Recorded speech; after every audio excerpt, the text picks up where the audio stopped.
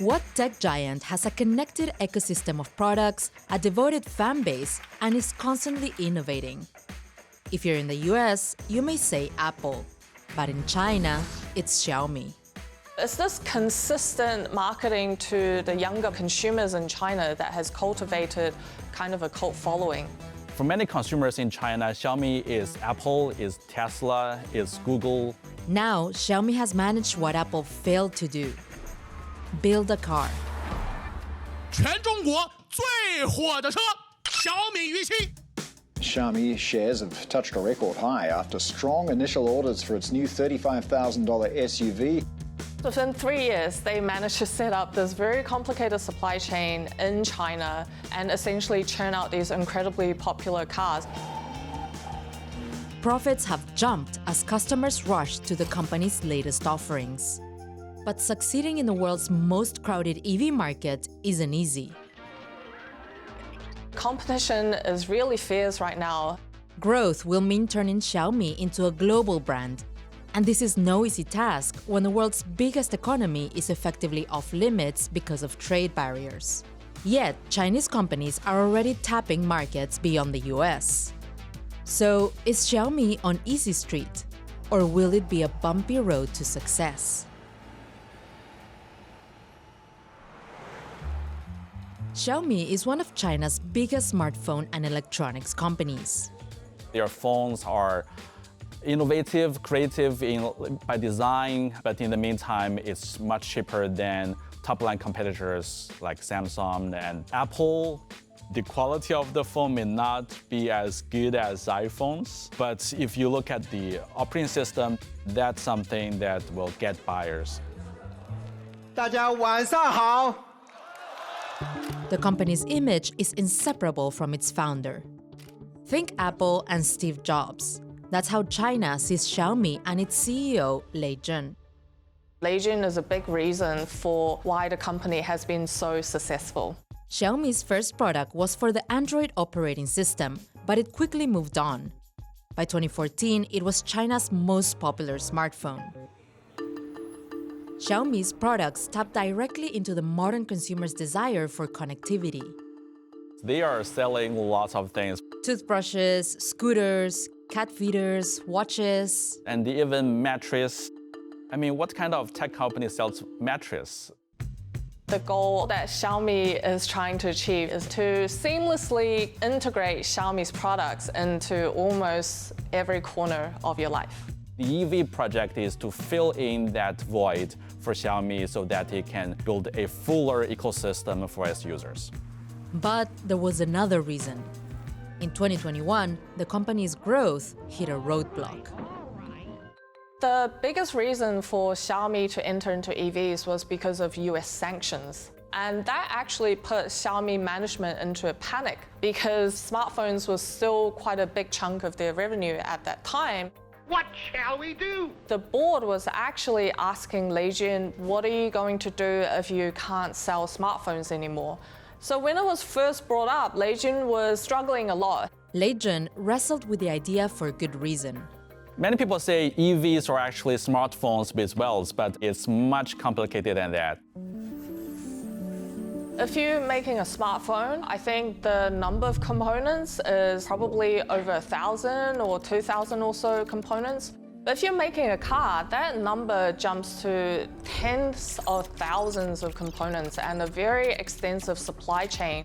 Lei Jun admitted that he was not someone who knew about EV that well. And then you have to bring in talents, right? The best way to do that is to scoop from other companies. So, Lei Jun set about wooing the best talent from across China's EV industry. Xiaomi's headhunters actually reached out and basically offered them the salary that they cannot say no. Geely is probably one of the best examples because their former director of their research institute decided to go over to Lei Jun's investment fund. We also know that executives from BMW, from other Chinese automakers such as SAIC and Wuling have also joined Xiaomi. With talent in hand, Xiaomi threw itself into all parts of the EV supply chain, investing over $1.6 billion into more than 100 companies, and eventually constructing its own factory in Beijing. I don't think we've seen anything like that in the auto industry, at least definitely for the China market. In 2024, Xiaomi launched its first car, the SU7. All of this has sent Xiaomi's stock surging, faster than its European counterparts. Xiaomi has always denied this, but just looking at Xiaomi's first EV, the SU7 sedan, a lot of people would say that it resembles a Porsche Taycan. They're trying to learn from the best, and in the meantime, the boundary between learning and copycatting, I don't think it's that clear.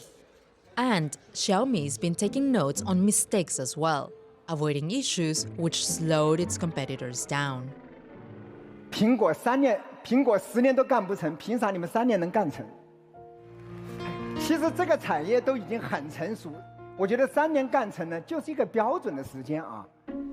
So, how did a company largely unknown outside of China manage to do what Apple couldn't? Apple and Xiaomi probably were reaching for different goals. Apple was really looking to disrupt the entire automotive industry with something like an entirely autonomous car that required no human assistance. While Xiaomi took a more grounded approach, it's not a completely new disruptive product on the market. On top of this, Xiaomi has proved to be very efficient at scaling up. It took 230 days for the EV maker to pump out its first 100,000 units, while for some of its Chinese competitors, this took far longer. And it's a good thing too, because their cars are selling fast. Its price tag is part of the reason why. In China, the starting price for Xiaomi's SU7 is just over $30,000, and its follow-up vehicle, the YU7, is around $35,000. This makes them competitive alternatives to Tesla's Model 3 and Model Y. The incredible pace of Xiaomi's EV development also shows how unique China's market is. Through the past decade, the Chinese government has invested heavily into building out this charging network as well as a supply chain that goes everything from batteries to technology such as LiDARs. So all of these state support has meant that there's a very mature and sophisticated supply chain to help get a new brand off the ground. In 2024, just over 64% of all passenger EV sales were in China, and China has around 140 EV manufacturers. But when looking at a list of the country's best-selling cars, Xiaomi is a small player. It's not bad for a company that has only 3 years of experience making EVs, but if you talk about BYD or Tesla, they are on million level. Xiaomi set an ambitious goal to become one of the world's top 5 car makers within the next 15 to 20 years. To make that happen, Xiaomi needs to find customers outside of China, but there are a lot of hurdles in the way. Similar to other Chinese automakers, Xiaomi is going to face a lot of geopolitical uncertainties as it expands globally. You've got all of these trade barriers that regions such as the EU, the US, Canada, Turkey, they have all introduced tariffs to try to stave off this wave of Chinese EV expansion. The US has a 100% tariff on Chinese EVs, effectively locking Xiaomi out. It's very, very difficult for a Chinese brand to penetrate that market. The industry dominant player right now is BYD, and you've also got the industry pioneer Tesla that is actually suffering a slump in sales. So it's very hard to say how things will turn out within the next decade.